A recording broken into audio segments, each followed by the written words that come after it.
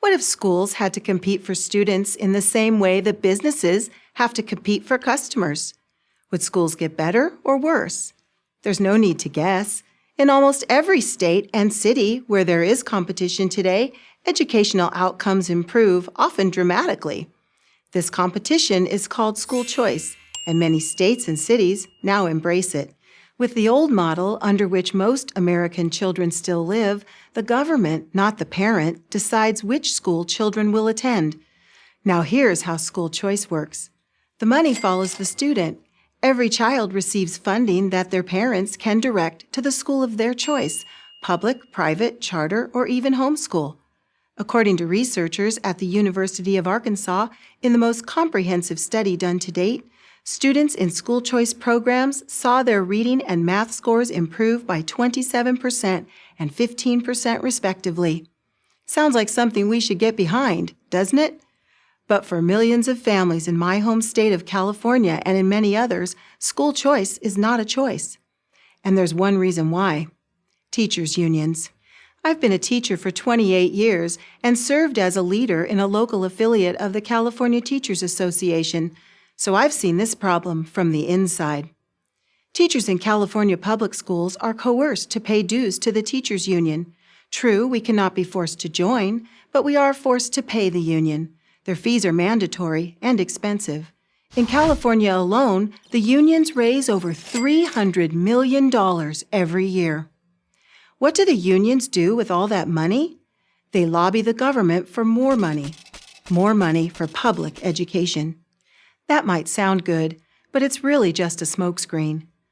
The National Center for Education Statistics reports that since 1970, public school attendance in the U.S. has gone up by just 5%, while public school employment has gone up 95%.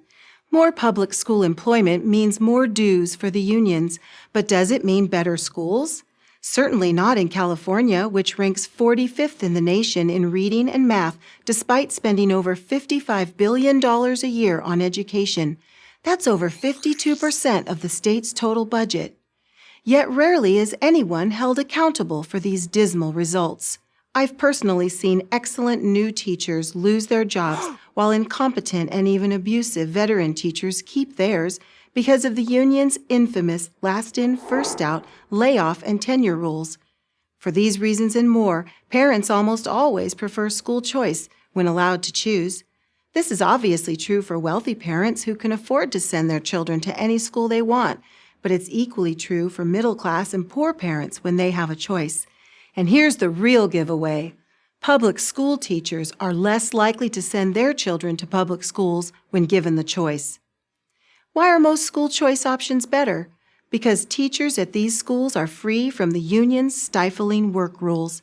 In short, they're free to teach. And the administrators at these schools are also free to reward good teachers and fire bad ones.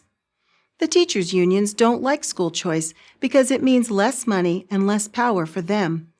That's why they'll say anything, do anything, and spend any amount to stop it, whether in the halls of the legislature, on the campaign trail backing pro-union candidates, or on TV with sweet-sounding commercials.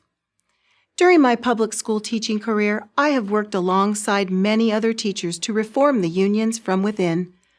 Only when we realized that this wasn't possible did we take our case to a higher power, literally, all the way to the United States Supreme Court. The argument behind our lawsuit, Friedrichs versus California Teachers Association, was simple. Teachers should be able to decide for themselves without fear or coercion whether or not to fund or join a union. Unfortunately, in a split 4-4 decision, we lost. But I haven't lost hope because the unions and the politicians do not ultimately have the power. We do.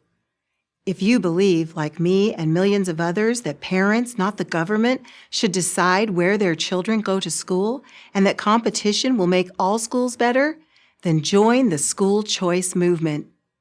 We can have good schools for all our children. We just have to make the choice. For choice. I'm Rebecca Friedrichs, mother and California public school teacher for Prager University. Are you ready to join the school choice movement? Take the pledge now. schoolchoicenow.com.